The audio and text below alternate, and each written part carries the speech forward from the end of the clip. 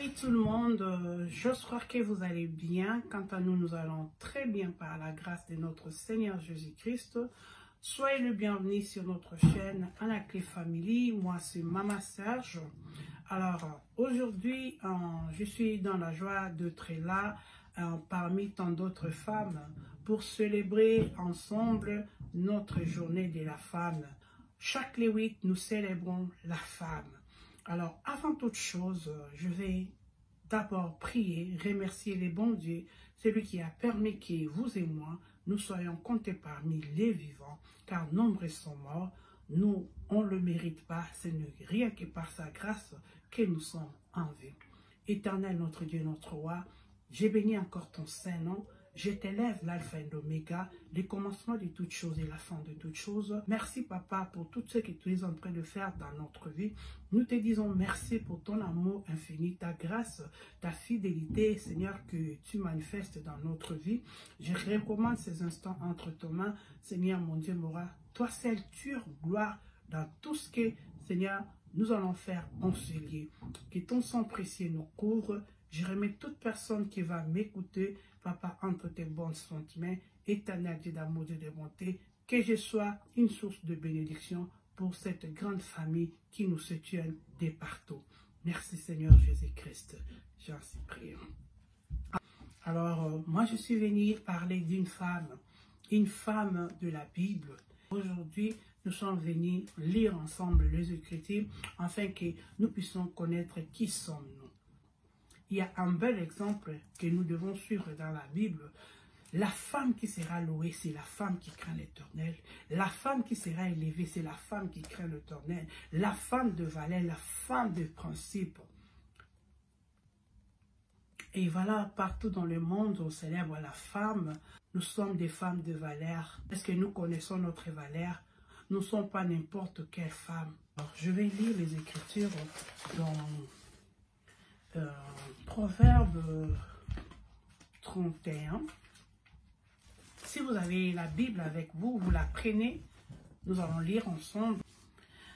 Proverbe 31, je vais commencer du verset 10 jusqu'en bas. Je lis la parole de Dieu. Qui trouvera une femme de valeur?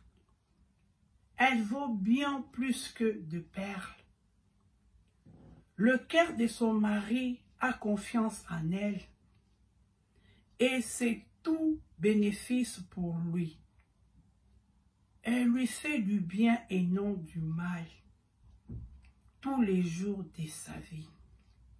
Elle se procure de la laine et du lin et travaille d'une main joyeuse, pareil à un navire marchand. Elle rapporte ses provisions de loin. Elle se lève alors qu'il fait encore nuit et elle donne la nourriture à sa famille et ses ordres à ses servantes. Elle pense à un champ et elle achète. Avec les fruits de son travail, elle plante une vigne. Avec la force en guise de sentir, elle a fermé ses bras. Elle constate que ce qu'elle gagne est bon. Elle constate que ce qu'elle gagne est bon. Sa lampe ne s'éteint pas pendant la nuit. Elle file elle-même la laine. Elle tisse elle-même les habits. Waouh! Elle ouvre ses bras aux malheureux. Elle tend la main aux pauvres. Elle ne redoute pas la neige pour sa famille, car chacun y est habillé des cramoisis. Elle se fait des couvertures. Elle a des habits en fin lin et en pourpre. Son mari est reconnu aux portes de la ville. Waouh! Lorsqu'il siège avec les anciens du pays, elle fait des chemises et le vent. Et elle livre de ceinture aux marchands. La force et l'honneur, voilà ce qui l'habille. La force et l'honneur, maman. Elle rit en Pensant à l'avenir, elle ouvre la bouche avec sa sagesse. Lorsque tu ouvres la bouche, maman, est-ce que tu la ouvres avec sagesse? Oh, tu es là pour dire n'importe quoi, parler de n'importe quoi, se comporter n'importe comment. Elle ouvre la bouche avec sa sagesse et un enseignement plein de bonté, et sur sa langue, elle veille à la bonne marche de sa maison. Waouh, femme de valeur, veille sur la bonne marche de sa maison. Est-ce que il y a une femme qui m'écoute en ce moment? Il y a une femme qui veille sur la bonne marche de sa maison? Si elle est là, je la salue. Si elle est là, je l'honore. Si elle est là, je l'acclame. Si elle est là, je la célèbre. Aujourd'hui, cette dame s'est réveillée très tôt le matin. Ses fils s'élèvent et la disent heureuse. Son mari aussi. Et il chante ses louanges. Ses fils, donc ses enfants, se lèvent pour dire des louanges à leur maman. Est-ce que nos enfants aussi, des fois, se lèvent pour dire des louanges sur nous, pour dire que oui, maman, tu es une bonne femme, tu es une femme de valeur, tu es une femme de principe. Est-ce que nous recevons des éloges de la part de nos enfants, de la part de nos maris? Est-ce que les femmes comprennent pourquoi nous célébrons le mois de mars, le mois de la femme, le 8 mars, la journée de la femme? Oui, nos droits, quels sont nos droits? La grâce est trompeuse, la beauté est illusoire. C'est de la femme qui craint l'Éternel qu'on chantera le louange. La beauté est vaine. Ce corps ici passera. L'apparence ici passera. Mais ce qui est en moi, l'esprit qui est en moi, ne passera pas. La parole de Dieu ne passera pas. Christ ne passera pas. Tout ce que nous sommes en train de faire, même revendiquer nos droits, on nous les a donnés. Même, on nous les a donnés, pas en totalité, je viens de le dire. Il y a certains pays, les femmes souffrent encore, vivent encore dans l'esclavagisme de leur mari, dans la société. Il y a des femmes qui ont étudié et lorsqu'ils partent chercher les boulots, on leur dit que non, avant qu'on te donne ces postes, tu dois sortir avec un tel, tu dois sortir avec les directeurs de l'entreprise, ceci, cela. Tout ça, c'est de l'injustice. Tout ça, c'est la discrimination. On déshonore la femme à cause d'un poste. On ne reconnaît pas les diplômes de la femme. On ne reconnaît pas qui est la femme. On ne reconnaît pas la valeur de la femme. Si, ici en Occident, on reconnaît, mais en Afrique, pas toutes les femmes. Et nous devons aussi comprendre qui est la femme que notre Seigneur Jésus veut qu'elle soit célébrée. La femme sage, lorsqu'elle ouvre sa bouche, elle n'est pas n'importe quelle femme, elle ne fait pas sortir des sottises. Elle n'est pas là pour parler seulement du mal des autres, pour critiquer, non. Elle fait sortir des paroles pleines de sagesse, des paroles constructives. Sa lampe ne s'éteint pas. Ce n'est pas comme les 5 folles vierges. Vous connaissez l'histoire dans la Bible. Sa lampe ne s'éteignait pas parce qu'elle veillait sur sa lampe. Elle mettait toujours de l'huile. Sa lampe restait toujours éclairée. Il y avait toujours la lumière dans sa maison. Est-ce que dans nos maisons, les lampes s'éteignent ou il y a toujours les lampes qui éclairent?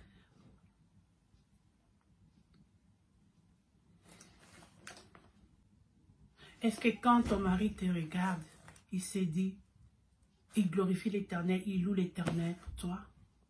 Il dit, voilà la femme que tu m'as donnée. Voilà l'os de mes os.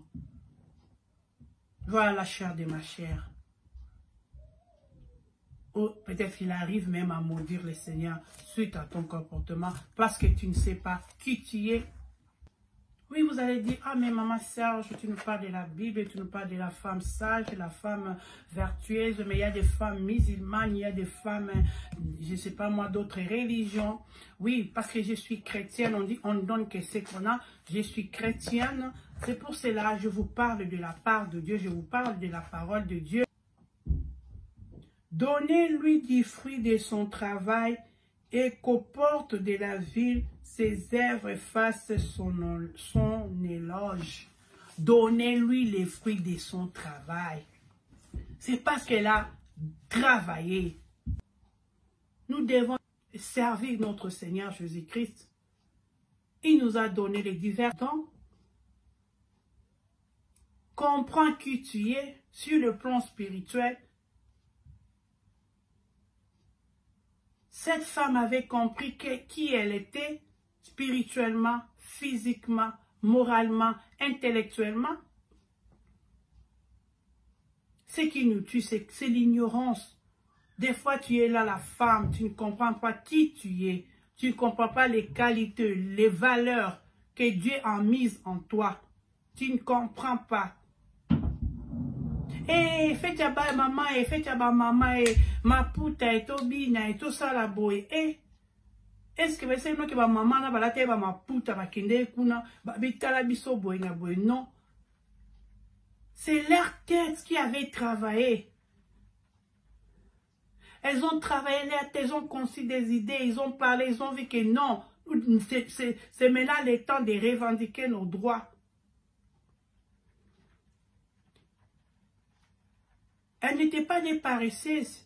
Si elles étaient des paresseuses, elles n'allaient même pas oser. Les femmes ne veulent pas étudier.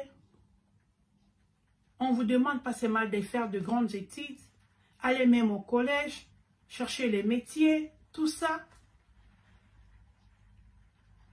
Il faut chercher à être un modèle.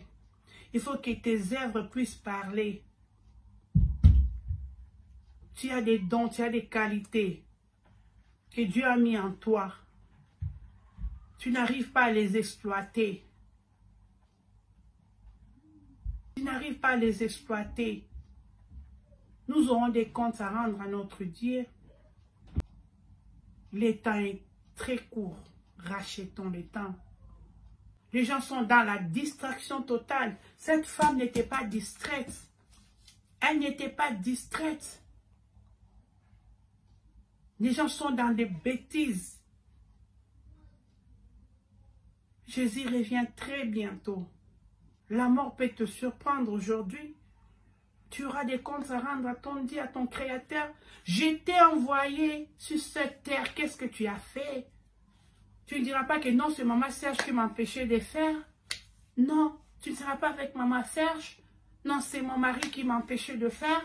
Tu ne seras pas avec ton mari. Oh non, je n'avais pas lu la Bible, je n'avais pas lu cette histoire de la femme vertueuse. Je ne connaissais même pas le proverbe 31. C'est parce que vous ne lisez pas la Bible. Ce jour-là, ça sera trop tard. Mais si vous m'écoutez aujourd'hui, non me dire si ce n'est pas votre cœur, que cette journée du 8 mars soit une journée de réflexion pour toutes les femmes, des jeunes filles, de jeunes mamans, de vieillards. Nous sommes une force. Cette dame avait compris ses capacités. Cette dame de la Bible, la femme vertueuse, avait compris ses potentialités. Cette femme avait joué avec le temps, dans le sens qu'elle avait compris que c'est mon temps. Ça, c'est mon temps. Le lendemain, ça ne m'appartient pas. C'est aujourd'hui que je dois faire. Elle faisait des choses aussi bien. Elle ne faisait pas ces choses en murmurant. Non. Ah, na sala kak, na lamba kak, na repasser kak, na komba kak, que je fasse seulement la laisser, que je fasse seulement comme ça. Vous le faites en murmurant. Même si vous dites que non, c'est moi la cheftaine de la maison, mais Dieu vous voit. Vous ne faites pas les choses bien. Nous devons suivre l'exemple de cette femme. Si nous avons toutes ces qualités, je pense que notre Dieu qui est assis sur son trône, il sera content de nous. Mais il y a encore beaucoup de choses que nous devons réparer. Je suis une femme, je sais ce que j'ai dit. Cette femme avait beaucoup de qualités. Cette femme vertueuse avait beaucoup de qualités. Elle donnait un bon témoignage à son foyer et à son entourage. L'enfant les louait. Son mari, n'en parlons pas. Est-ce que nous, les femmes, nous donnons un bon témoignage ou pas? Le 8 mars, c'est une journée de réflexion. Ce n'est pas seulement le 8 mars. Pour moi, c'est chaque jour. Si ces femmes-là ont osé à obtenir nos droits, est-ce que nous jouissons de ces droits? Comme je disais, cette femme-là, elle réfléchissait avant de faire quoi que ce soit. Avant d'entreprendre quelque chose, elle réfléchissait. La femme vertueuse réfléchit toujours avant d'entreprendre quoi que ce soit, avant de faire quoi que ce soit. La Bible nous dit, malheur aux enfants qui font des choses sans consulter l'Éternel. N'agissez pas sur les coups de tête. Ça lui prend seulement, elle agit. Non. Elle réfléchissait. Elle prenait son temps. Elle prenait vraiment son temps. Il faut toujours confier nos projets à Dieu. Confier nos projets à Dieu. Il est indispensable de confier nos projets à l'Éternel. Parce qu'il connaît ce qui est bien pour nous. Il a déjà formé des projets de paix, de bonheur et non de malheur pour nous. Donc, pour conclure, je dirais que la femme qui doit être célébrée, c'est la femme parfaite, c'est la femme qui craint l'Éternel. Vous allez dire que non, maman Serge, nul n'est parfait, mais j'aimerais vous dire que oui, la femme qui craint l'Éternel, c'est celle qui est parfaite, c'est celle qui fait la volonté de notre Seigneur Jésus-Christ qui sera louée. Nous devons retenir premièrement que les premières caractéristiques de la femme vertueuse, de la femme de valeur, c'est son attachement à Dieu. Vous pouvez occuper des postes ministériels, vous pouvez occuper des postes dans des grandes compagnies, entreprises, mais si vous n'avez pas une relation personnelle avec le Dieu créateur de cieux et la terre, vous êtes nul. Vos diplômes ne représentent absolument rien. Donc la femme qui craint l'Éternel, la femme qui a son attachement à Dieu, premièrement, c'est cette dernière-là qui sera louée, adorée, célébrée. Voilà, nous sommes arrivés à la fin de notre entretien. Je pense que vous et moi, nous sommes bénis dans tout ce que nous avions dit, enseigné, et que vraiment le Saint-Esprit puisse nous aider et enfin d'accomplir les œuvres de l'Éternel, d'accomplir la volonté de notre Seigneur Jésus-Christ. Vraiment, merci d'avoir suivi cette émission. Que le Seigneur vous bénisse abondamment.